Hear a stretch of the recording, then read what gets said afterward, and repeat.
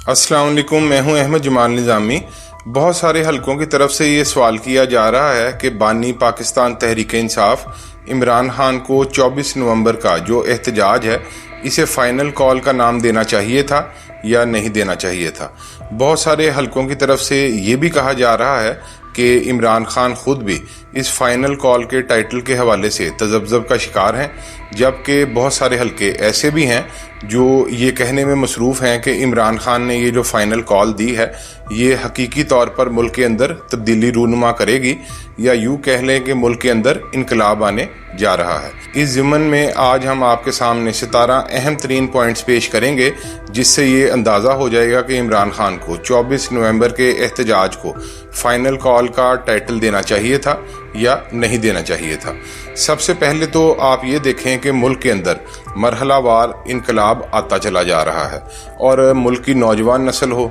और इसी तरह जो मिडिल क्लास तबका है, पढ़ा लिखा तबका है, वो मुसलसल एहतजाज में ना सिर्फ हिस्सा ले रहा है बल्कि वो इस एहतजाज में हिस्सा लेते हुए हर किस्म की कुर्बानियां देने के लिए भी तैयार है। यही वजह है कि जो हालिया एहतजाज पाकिस्तान तहरीक इंसाफ की तरफ से किया जा रहा था, इस दौरान जब गुज़िश्ता एहतजाज के दौरान अली अमीन गंडापुर वज़ीर आला KP के मंजर से गायब हो गए तो लोगों की तरफ से PTI की क़यादत पर भी शदीद एहतजाज किया जाने लगा। दूसरा, इस बात को किसी तौर पर नज़रअंदाज नहीं किया जा सकता कि अवाम में बहुत ज़्यादा शऊर आ चुका है। अवाम जान चुके हैं कि मुल्क में मुसल्लत दो ख़ानदानों की जमातों पाकिस्तान पीपल्स पार्टी और नून लीग किस तरह लोगों को बेवकूफ़ बनाते हैं और किस तरह इन्होंने मुल्क की मैशियत का इतना बुरा हाल किया और आज मुल्क की जो भी अबतर सूरत हाल है इसके वो जिम्मेदार हैं। तीसरा पॉइंट सबसे अहम ये है कि नवाज शरीफ जब से लंदन गए हैं उनके रोने धोने ही ख़त्म नहीं हो रहे। पहले उन्होंने कहा कि अगर माजी में उनकी हुकूमत के दौरान खलल ना डाला जाता तो आज पाकिस्तान एशियन टाइगर होता। अब वो ये कह रहे हैं कि अगर इस मरतबा खलल ना डाला गया तो मुल्क का सुनहरी दौर शुरू हो जाएगा। न जाने मुल्क का सुनहरी दौर कब शुरू होना है। 40 सालों से ये ख़ानदान और ये जमात इक़्तिदार में है, लेकिन मुल्क के अंदर कोई भी सुनहरी दौर आज तक सामने नहीं आ सका। जो दावे ये लोग करते हैं कि इनके इस दौर में ये हुआ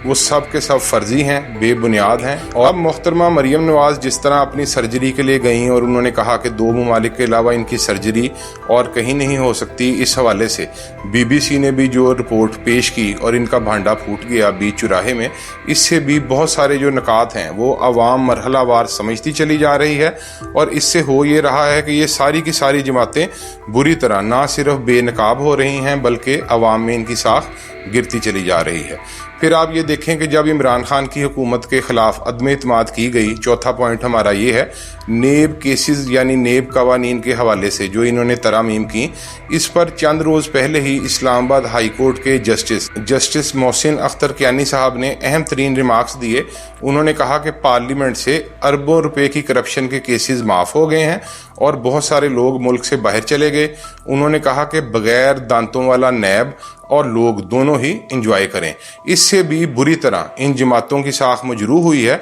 क्योंकि सब जानते हैं कि करप्शन के केसेस में सबसे ज़्यादा नून लीग और पीपल्स पार्टी का नाम आता था। इसके अलावा जिस तरह इन्होंने 26वीं आईनी तरमीम को मंजूर करवाया, इसके लिए धूंस धांधली की जाती रही, हॉर्स ट्रेडिंग का बाजार सरगर्म किया गया, जिस तरह जुल्म सितम किया गया और जो अगवाकारियाँ और जो कुछ भी गैर जमहूरी और गैर आईनी तौर पर होता रहा वो भी पूरी की पूरी कौम के सामने है। इससे भी इनकी आवाम में बुरी तरह साख मजरूह हुई है। और छठे पॉइंट में आपको ये देखना होगा कि जिस तरह इन्होंने पार्लियामेंट से बिल्स पर बिल्स मंजूर करवाए, सर्विसेज की मुद्दत में इजाफा किया, इससे भी आवाम बुरी तरह इन जमातों से मुतनफ़र हुई और उन्होंने देख लिया कि ये सिर्फ जमहूरियत और आइन का लिबादा उड़े हुए थे। दर हकीकत इनके दामन में ना तो जमहूरियत है और ना ही आइन है। 7वां पॉइंट ये है कि जिस तरह इन्होंने अदलिया के हाथ बांध दिए हैं और चीफ जस्टिस को भी सुप्रीम कोर्ट में गैर मौसर करके रख दिया है, और एक आईनी बेंच बनाया है। इससे भी नून लीग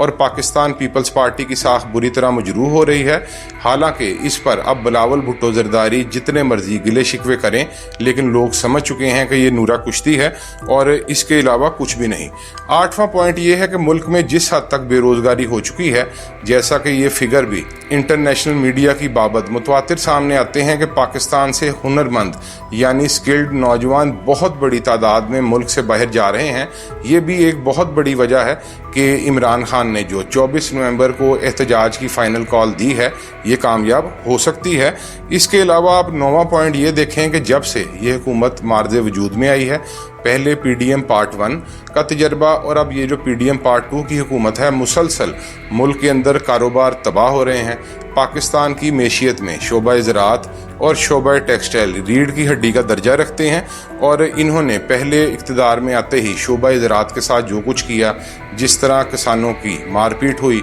और फिर इन पर PTI का हमनवा होने का इल्ज़ाम आयद किया और जिस तरह पुलिस को इनके खिलाफ बेलगाम कर दिया, उसके बाद शोबा ज़राअत की बदहाली सबके सामने है। जबकि शोबा टेक्सटाइल की हालत ज़ार ये है कि पहले पावर लूम इंडस्ट्रीज बंद हुई और अब धागा बनाने वाली स्पिनिंग मिल्स जो हैं वो मुसलसल बंद होती चली जा रही हैं, जिसकी वजह से मुल्क के अंदर हालात इंतहाई अबतर हैं। और ये भी हमारा 11वां पॉइंट इंतहाई अहम होगा कि अवाम के अंदर गम और गुस्सा बहुत ज़्यादा बढ़ चुका है। इस हुकूमत के इक़दामात, चाहे वो आम इंतखाबात में धांधली के हों, लाकानूनियत के हों या कुछ भी हों, अवाम के अंदर बहुत ज़्यादा इस हुकूमत के हवाले से गुस्सा पाया जाता है। और 12वां पॉइंट ये है कि मुल्क के अंदर जिस हद तक लाकानूनियत बढ़ चुकी है, जिस तरह पुलिस को चादर चार दीवारी का तकद्दुस भी पामाल करने की इजाज़त दे दी गई और हुकूमत बादशाहों की तरह जो चाहती है वो करवा लेती है, इससे भी अवाम के अंदर बहुत ज़्यादा गम गुस्सा बढ़ चुका है। और 13वां पॉइंट इंतहाई अहम ये है कि यह हुकूमत इमरान खान के ख़िलाफ़ हर वक्त बातें करने, इन्हें बदनाम करने और मुख्तलिफ साजिशों के बावजूद मुकम्मल तौर पर निज़ाम हुकूमत चलाने में नाकाम है। और ये जो दावे करते हैं कि मुल्क के अंदर महंगाई कम हो रही है, ये बिल्कुल ही झूठ का पलंदा है। मुल्क के अंदर महंगाई कम नहीं हो रही, बल्कि महंगाई बढ़ने की जो शरह है उसमें कुछ कमी आई है और इस पर ये ढकोसले पीटते हैं। यही वजह है कि हमारा जो 14वां पॉइंट है यानी 14th पॉइंट, वो भी ये है कि IMF भी इस हुकूमत से बेजार हो चुका है और IMF को भी नज़र आ चुका है कि चाहे टैक्स कलेक्शन का हदफ हो या कोई भी मामलात हों, चाहे कफ़ायत शारी का मामला हो, ये हुकूमत मुकम्मल तौर पर नाकाम है। इसीलिए अब IMF अजीबो गरीब मुतालबे कर रहा है। जैसे IMF ने यह मुतालबा किया है कि पाकिस्तान में शमसी यानी सोलर तवानाई के फ़रोग को रोका जाए। ताज्जुब की बात है कि पूरी दुनिया में इसको फ़रोग दिया जा रहा है और पाकिस्तान में इसको रोकने की बातें की जा रही हैं, क्योंकि IMF ज़्यादा से ज़्यादा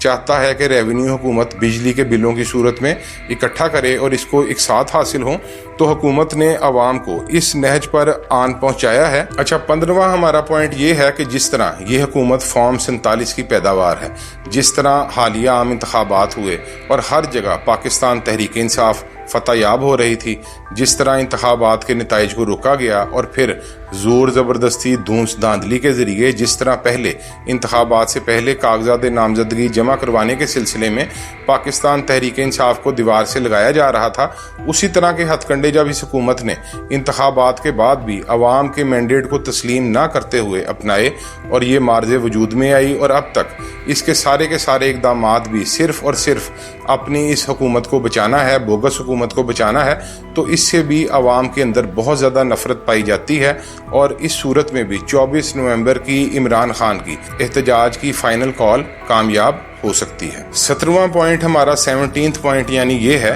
कि ये कॉल जो फाइनल कॉल इमरान खान ने दी है, ये पूरे का पूरा 1 साल भी चल सकती है। ये कॉल एहतजाज के मराहिल में भी चल सकती है। आहिस्ता आहिस्ता ये एहतजाज बढ़ सकता है, इनकलाब की सूरत भी इख्तियार कर सकता है। जैसा कि हमने पहले भी कहा कि मुल्क के अंदर इनकलाब की राह मरहलावार हमवार हो रही है, तो ये यकीनी तौर पर इनकी 24 नवंबर की जो फाइनल कॉल है ये मरहलावार कामयाब हो सकती है और 1 साल या इससे ज़्यादा भी चल सकती है या नताइज जल्द से जल्द भी हासिल कर सकती है। बहरहाल इमरान खान ने जो 24 नवंबर की फाइनल कॉल दी है, इस पर पाकिस्तान तहरीक इंसाफ और हुकूमत दोनों ही पूरा का पूरा जोर लगाएंगे। हुकूमत ये चाहेगी कि इसे मौका गनीमत जानते हुए पाकिस्तान तहरीक इंसाफ को सियासी मंजर से हटा दे, जबकि पाकिस्तान तहरीक इंसाफ चाहेगी कि वो अपने मुतालबात को मंजूर करवाए, यानी जितने के जितने भी इसके गैर कानूनी तौर पर कारकुन लीडर बाशमूल इमरान खान को